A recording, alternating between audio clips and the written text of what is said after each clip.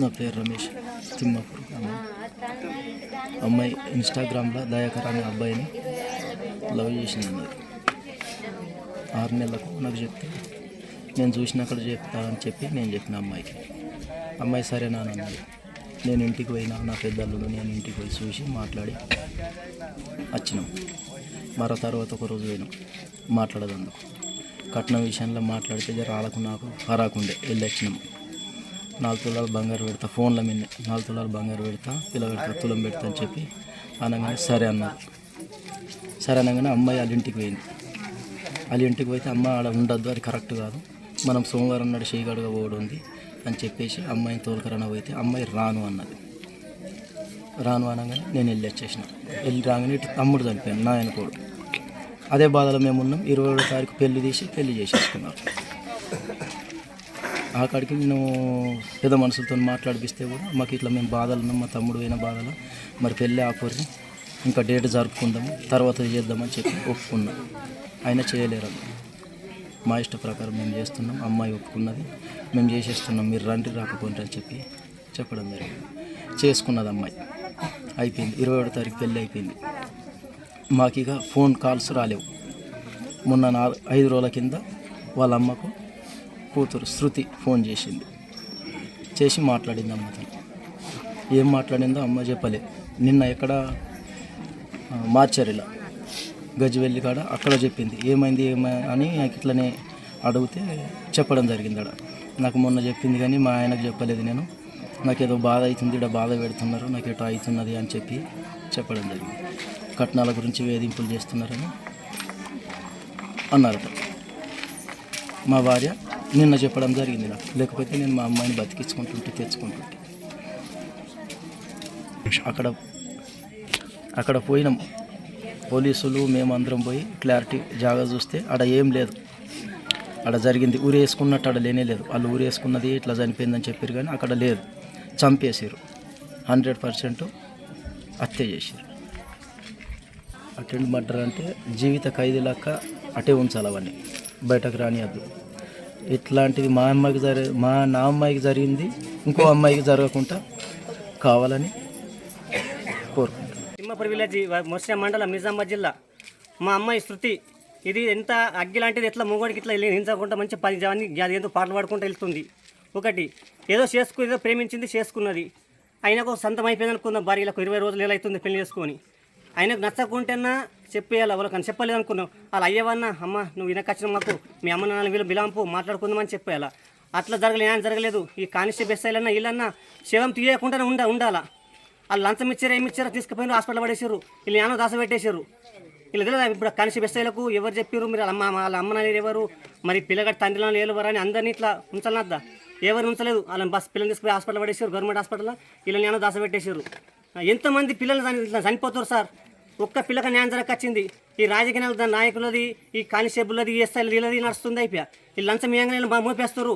వీళ్ళు వచ్చిందాకా తీయద్దు, ఎట్లా జరిగింది సరే ఉరేసుకుందాం అనుకుందాం. ఒకటి ఉరేసుకున్నప్పుడు ఆ పనద్దా తీస్తే అన్నీ ఎంక్వైరీ చేయాలా. ఏం చేయాలి కథ మేము రాకన మంది తీసుకుపోయినారు, హాస్పిటల్ పడేసారు.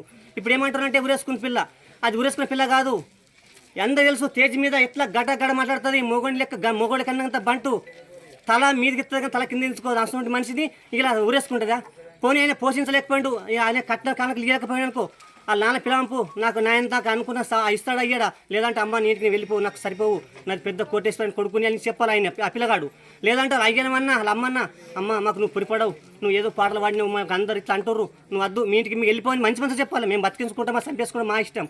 ఇది కానీ వీళ్ళంతా ఒక్కళ్ళని సహకరించేస్తారు. మాకు ఒక్కళ్ళన్నా ఒక ఎస్ఐ సహకరించలేదు, ఒక కానిస్టేబుల్ సహకరించలేదు, ఒక రాజకీయ నాయకులు అక్కడ ఉన్న సర్పంచ్ మరి శవం తీయద్దు, మీరు వాళ్ళు వచ్చినాక తీయద్దు, ఎట్లా జరిగిందో చూద్దామని చెప్పేసి ఎవరు అనలేదు. పిస్తోల్ లెక్క పోయినా ఇప్పుడు వస్తుంది బయట వస్తారు. ఇప్పుడు ఎంతో జుర్మాని ఇస్తారు, అవి వస్తుంది. ఆడు ₹1 ఇస్తాడు, అవి వస్తాయి. పిల్ల వస్తుంది చెప్పు ఒకసారి. ఆడు మరి ₹1 సంపాదిస్తాడు ఏదో బిజినెస్ చేసి. అవునా కదా. నా పేరు సాయి లవోలా, నిజామాబాద్. అయితే శృతి మా బృందంలో ఒక సభ్యురాలుగా ఉండేది. గత ఒక 10 సంవత్సరాల నుండి మాతో తిరుగుతూ ప్రోగ్రాం చేస్తూ అనేకమైనటువంటి ప్రోగ్రాంలో చురుకుగా పాల్గొన్నటువంటి వ్యక్తుల్లో మొట్టమొదటి వ్యక్తి శృతి. ఎందుకంటే అసలు ఆమె గురించి చెప్పాలంటే మా గుండె బాగా బరువెక్కిపోతుంది. ఆమె ఎంత గొప్ప సింగర్ అంటే వాస్తవంగా చెప్పాలంటే నిజామాబాద్లో ద నంబర్ 1 టాలెంట్ శృతి. ఆమె 9 పరిచయం అయినప్పుడు మేము అలా ఇక్కడ చింతకుంటలో ఒక ప్రోగ్రామ్ పర్పస్ వెళ్ళినప్పుడు నేను నా మిత్రుడు రాజు ఇద్దరం కలిసి వెళ్ళినప్పుడు వీళ్ళ పాట పాడుతుంటే చాలా మంగ్లీ లెక్క పాడుతున్నాం అమ్మ అని చెప్పేసి మేమిద్దరం కూడా కలిసి ఈ అమ్మాయి మనకు నిజామాబాద్లో ఒక మంచి స్టార్ అవుతుంది, మంచి గొంతున్నది, గొంతుగా ఇట్లాంటి గొంతుని మనం బయటకు తీసుకురావాలన్న ఉద్దేశంతో ఆ అమ్మాయిని మేము బయటకు తీసుకొచ్చినాం. కానీ ఇట్లా అవుతుందని చెప్పేసి మేము అసలు అనుకోలేము. చాలా మంచి మనస్తత్వం ఉన్న అమ్మాయి, చాలా మళ్ళీ ఎంత అంటే కడగ మాట్లాడుతుంది అమ్మాయి, ఏది ఉన్నా కానీ ఫేస్ టు ఫేస్ మాట్లాడుతుంది అమ్మాయి. గత ఒక దుర్గామాత ప్రోగ్రాంలో కూడా ఈ ఊర్లో ప్రోగ్రామ్ చేసినాం, ఆ లాస్ట్ ప్రోగ్రామ్. దీని తర్వాత ఇంకొక ప్రోగ్రామ్తో ఆమెతో లాస్ట్. ఆ ప్రోగ్రాంలో కూడా నేను ఊరోళ్ళకి చెప్పిన, నెక్స్ట్ కాబోయే మన తెలంగాణ స్టార్లలో ఈమె కూడా ఒక స్టార్, మీరు అందరూ ఈమెని ఆహ్వానించాలి అందరని చెప్పేసి వాళ్ళ అయ్యకు కూడా వేదిక మీద పిలిచి మేము సన్మానం చేసినాం. అంత గొప్పగా ఇటు పాటనే కాదు, ఇటు పాట ఇటు ఆట ఒక్కతే నడిపేటువంటి సత్తా ఉన్న శృతి అమ్మాయి. మా పిల్లని తీసుకుపోయి పెళ్లి తల్లికి తండ్రికి తెలియకుండా పెళ్లి చేసుకున్నాడు. 20 రోజులు ఆడి 20 రోజులకు ఆడికి ఎంత యాష్టకు వచ్చింది, ఏమిటి యాష్టకు వచ్చింది. మా పిల్లని చంపి కీలేసి ఇల్లు కూడా పోలీసు వాళ్ళని ఉంచుకునే కారణం ఏంటి? ఆడికి ఇష్టం లేకుంటే మా పిల్లని మాకు తోలేసేది ఉంది. తోలేస్తే మా పిల్లని మేము ఉంచుకుంటాం. నీకేమైనా కావాలంటే అత్తమామకు ఫోన్ చేయమంటుంది, వాళ్ళ బిడ్డను వాళ్ళకి అప్పగేయమంటుంది. ఇట్లా చంపేసి నువ్వు ఇంటి తిరుగులో కట్టుకొని పోలీసు వాళ్ళని పెట్టుకుంటే అది పద్ధత? ఆడవాళ్ళకు న్యాయమేనిది? నువ్వు మొగోడవి పదార్లు ఉన్నావు, మా పిల్ల మాకు దొరుకుతుందా? దొరకదు. ఇప్పుడు మాకు పుట్టెడు బలగం ఉన్నది, మాకు తెలిసిన పడితే మేమందరం ఆడోళ్ళమే పోతుంటాం. ఆడోళ్ళం పోయి ఆయన్ని దొరకబట్టుకొని పిల్లతో దోలుకొని వస్తుంటాం అదే అంబులెన్స్లో. కానీ ఆడు పరారులో ఉన్నాడు. ఎన్నొద్దులు ఉంటాడు, ఎన్నొద్దులు ఉన్నా కానీ ఆమె కలకలైతే ఎదుగుతుందా? మాకు పిల్ల దొరుకుతుందా? ఇదంతా పోలీసు వాళ్ళు వీళ్ళంతా పోలీసు వాళ్ళు వేయబట్టి కట్టుకొనే ఇదంతా చేసిండు. అదే ఉన్నది. మా పిల్లకు ఒక్కడికి వెళ్ళి న్యాయం చెయ్యాలా? ఇది చెయ్యకుంటే ఆడు ఎట్లయితాడో ఆ తర్వాత విషయాలు ప్రజలకు న్యాయం చేయనీకున్నా దొంగలకు చేస్తారు. సచ్చినోళ్ళకు ఆవు గిట్టెట్లు చచ్చిపోయిందిరా, బెడ్ మీద చచ్చిపోయిందిరా, ఏందిరా ఇది దెబ్బ ఎట్లా కొట్టినవు అని అడగరా? పోలీసు వాళ్ళు అడగరా? బెడ్ మీద ఎట్లా చచ్చిపోయింది, ఏం దాకింది, ఏమైంది అని అడగరా? ఫీలేసి ఉంచితే తిరుగుళ్ళని నిలబడతారు మీరు? మీరు పోలీసు వాళ్ళు మీరు ఎంత తీసుకున్నారు అట్లా? మా పిల్లలు మాకు తెచ్చి మా పిల్లలు మాకు తెచ్చిచ్చి ఉంటే మా పిల్ల మాకు గరీబో సరిగో బుక్కడి మా ఇంటికాడ ఉంటుండే కదా బతికి. ఇప్పుడు ఇద్దరు తల్లిదండ్రులు ఇద్దరు ఒక బిడ్డకు లగ్గమైంది, ఇక్కడ బాన్సువాడకి ఇచ్చారు. ఈ బిడ్డని ఏదో ఆడిని నచ్చింది ఎరక లేకుండా లగ్గం చేసుకుని నమ్మించి పానం తీసిన దానికి న్యాయం చేయాలా? పోలీసు వాళ్ళే కానీ గవర్నమెంట్ వాళ్ళే కానీ ఎవరైనా సరే న్యాయం, ఎమ్మెల్యే కానీ పోలీసు వాళ్ళే కానీ లాయర్లే కానీ ఎవరైనా కానీ మా పిల్లకు న్యాయం చేయాలి. నుంచి ఇక్కడ నిజామాబాద్ ఉన్నాం ఒక 2-3 నెలలు. అంటే వీడియోలు ఉన్నన్ని రోజులు ఉండి నేను వీడియోలు చేసుకొని వస్తుంటే అమ్మాయి రూమ్లో ఉంటుండే, కంటెంట్ రాస్తుండే. ఇక మొన్న సడన్గా ఇట్లా ఇంటర్వ్యూలు ఫేమ్ అయిన నుంచి ఇంటర్వ్యూలకు పోయినాం. ఇంటర్వ్యూలకు కూడా ఆయన కార్లోనే పోయినాం. తీసుకుపోయినాం. మంచిగానే ఉండే, ఇంటర్వ్యూ కూడా చేసినాం. ఇక ఫేమస్ అయినాం కదా. ఇక ఆమెకు వచ్చే రికార్డింగ్లు ఆమెకు వచ్చినాయి, నాకు వచ్చిన రికార్డింగ్లు నాకు వచ్చినాయి.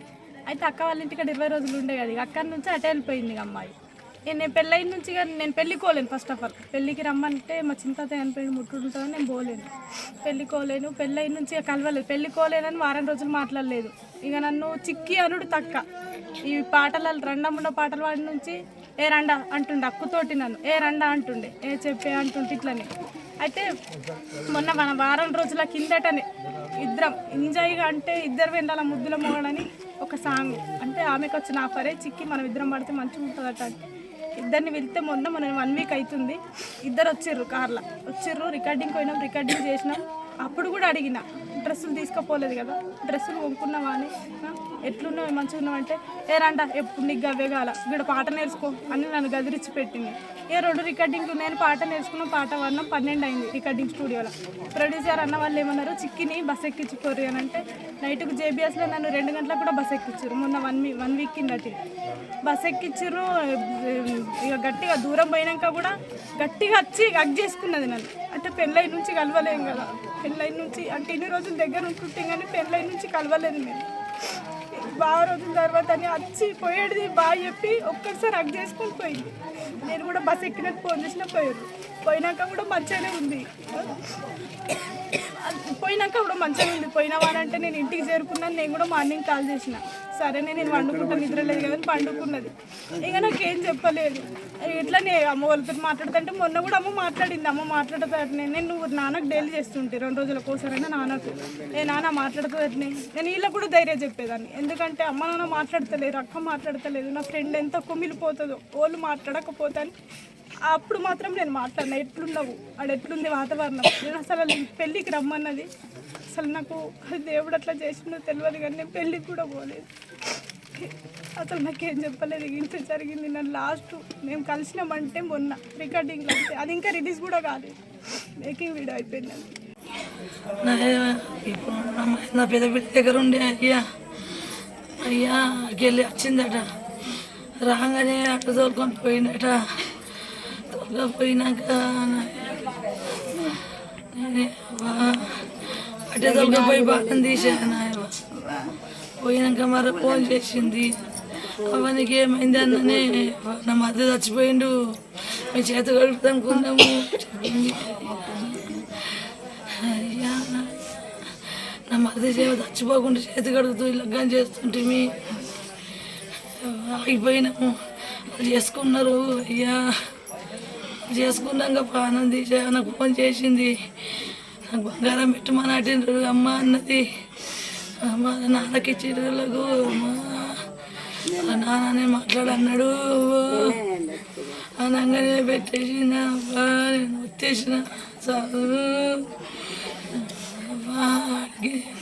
బంగారమే వరగంపుల అవే వరకట్నమా ఏమంటారు, ఆ కట్నం కిందకి చంపేసిరి సార్. అయ్యా దానికే ఆడికే పోయింది పెట్టేసిన. అయ్యా అంతకే బంగారం పెట్టమంటున్నారు రండి అమ్మ అన్నది. ఏడొస్తాను నాన్న రాడు అన్ననే. అంతకే అయ్యా చంపేసిండ్రు, ఇంకేం చంపేసి ఉత్తేసిండ్రు. ఏదైనా పట్టేది ఉత్తేసినట్టున్నారు. మరి మన అల్లుడు ఇంకొక బావ ముగ్గురు పోయినరు. వరకట్నం మాట్లాడచ్చిండ్రు. 3 తులాలు నరబెడుతున్నారు బంగారం. అయితే అన్నారు తీరేం పెట్టున్నారు నాలే అన్నారు. నా మరిది చచ్చిపోయిండు, మేము ముగ్గురున్నాం, అట్లనే పోలేము. వాళ్ళు చేసుకున్నారు. నా పెద్ద కొడుకు చచ్చిపోయిందని చేసుకున్నారు. ముగ్గురున్నాం, పోలేము. అయ్యా మర ఫోన్ చేసింది. ఫోన్ చేసి బాధ పెట్టాడిండ్రు, బంగారం పెడుతున్నారు అమ్మ అన్నది. నేను నానేమంటాడు అని చెప్పలేదు. అంతకి పెట్టేసింది. అంతే వరకట్నం కిందకి బాగా తిన్నారు.